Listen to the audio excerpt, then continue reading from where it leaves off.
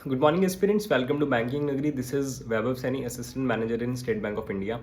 आई hope आप सब बढ़िया होंगे, अच्छे से आपकी तैयारी चल रही होगी आरआरबी, पीओ एंड क्लैरिकल की। आप सभी को पता है आपके एग्जामिनेशंस 3 अगस्त से स्टार्ट हो रहे हैं, 3 अगस्त से स्टार्ट हो रहे हैं।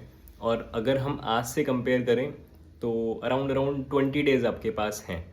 अगर मैं इन 20 दिनों के लिए एक स्ट्रेटेजी आपको बताऊं कि इन बचे हुए 20 दिनों में आपको क्या करना चाहिए। देखो, फिर मैं वही बात बोलूँगा कि दो तरह के स्टूडेंट्स हैं। एक वो जो प्रीलिम्स रेडी हैं, वो बस मॉक टेस्ट लगा रहे हैं या स्पीड टेस्ट लगा के बस अपनी स्पीड को फास्ट कर रहे हैं। उनके कंसेप्ट्स, बेसिक्स, फंडा सब क्लियर हैं। ये टाइप 1 हो गया। टाइप 2 वो हो गया जो फर्स्ट टाइम प्रीलिम्स दे रहे हैं but they are very much confident that their syllabus is complete. मतलब वो कंसेप्ट सब जानते हैं। ठीक है, ये टाइप 2 हो गए। इनमें एक छोटा सा डिफरेंस है दोनों टाइप में। टाइप 1 जो मतलब कि प्रीलिम्स रेडी हैं डेफिनेटली, उनमें ना थोड़ा सा यार एक पॉजिटिविटी, मोटिवेशन, थोड़ा सा ये फैक्टर थोड़ा ज़्यादा रहता है। बट अगर हम टाइप 2 की बात करें ना, जो फर्स्ट टाइम प्री देता है, उसमें थोड़ा सा ये मोटिवेशन वाला फैक्टर कम रहता है। तो स्पेशली इन कैटेगरी के स्टूडेंट्स को अभी इन बचे हुए 20 दिनों में थोड़ा पॉजिटिव रहना है और मोटिवेशनल अपने आप को फील कराना है, क्योंकि यहाँ पे सब कुछ माइंड का गेम है। इन एग्ज़ाम्स में माइंड काम कर गया उस 45 मिनट में तो आपकी कट ऑफ क्लियर।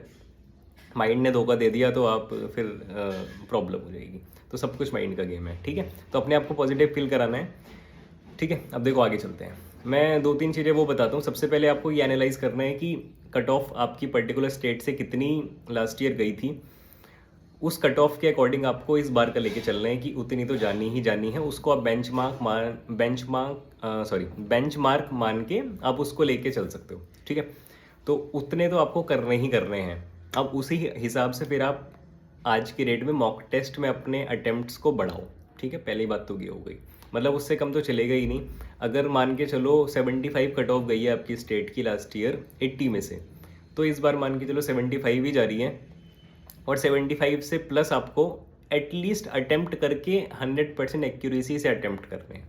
और ये आपको तभी पता लगेगा जब आप अभी मॉक टेस्ट या स्पीड टेस्ट में उतना स्कोर ला पा रहे होंगे। अब फिर वही बात आती है, मॉक में मार्क्स नहीं आते, तो सीधा सा ऑप्शन है प्रीवियस ईयर पेपर उठाओ, उसमें जज करो अपने आप को कि उस प्रीवियस ईयर पेपर में आप कितना कर पा रहे हो। ठीक है, फिर भी डिमोटिवेट मत होना। बट कहने की वही बात है, प्रीवियस ईयर कट ऑफ के हिसाब से आपको पेपर अटेम्प्ट करना पड़ता है। ठीक है, अब इन बचे हुए 20 दिनों में क्या करना है। इन बचे हुए 20 दिनों में दो चीज़ों पे सबसे ज़्यादा काम करना है। One is DI, second is puzzles. Puzzles आपके प्रीलिम्स एग्ज़ाम में 4 से 5 आती हैं, डीआई भी आपको 4 तो एटलीस्ट देखने को मिलती ही हैं। तो अपना टारगेट वही रहना है आरआरबी में, तो ये सारी पजल्स करनी है, सारी डीआई करनी है, कुछ छोड़ के ही नहीं आना, तभी कट ऑफ क्लियर होगी, सीधी सी बात है। ठीक है, तो इन बचे हुए दिनों में डेली की अगर आप 20 से 25 पजल्स भी लगाओ ना तो वो भी कम है। एक पजल को लगाने में 3 मिनट मैंने ज़्यादा बोल दिया, चलो 3 मिनट ले लो। अगर आप 25 पजल्स भी लगा रहे हो तो आपको 75 मिनट लगे। 75 मिनट केवल पजल्स को दे दो डेली के। Same goes with DI. अगर मैं डीआई की बात करूं, डेली आपको 15 से 20 डीआई लगानी है।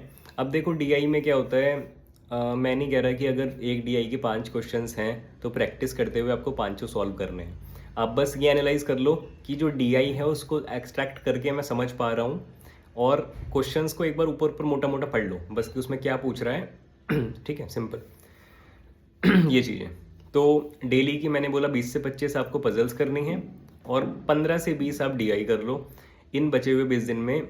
ये तो आपको स्किप ही नहीं करना। ये दो चीज़ करने के अलावा आपको टाइम देना है मिसलेनियस को।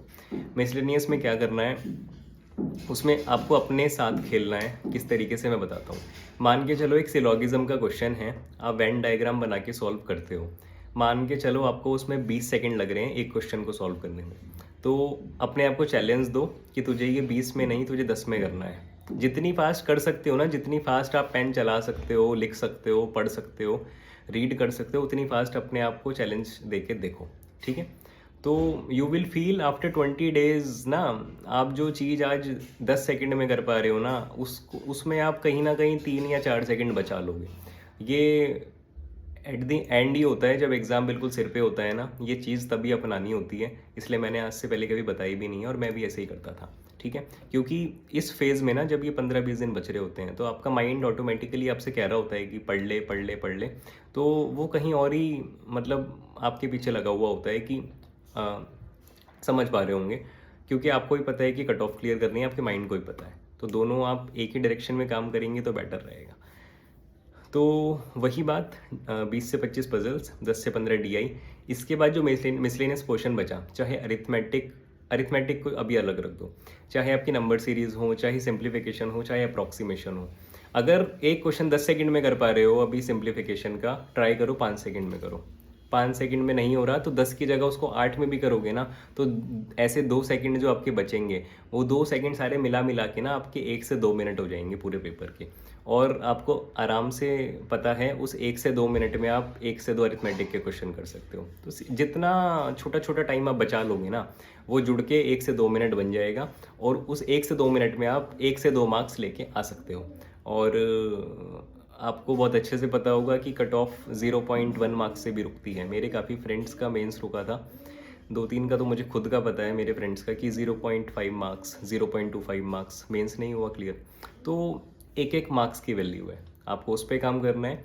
इन बचे हुए दिनों में मॉक टेस्ट दो, डेली के 2 मॉक टेस्ट आप लगाओ, मॉर्निंग में और इवनिंग में। ऑल्टरनेट डे भी लगा सकते हो, उसको एनालाइज करो अच्छे से।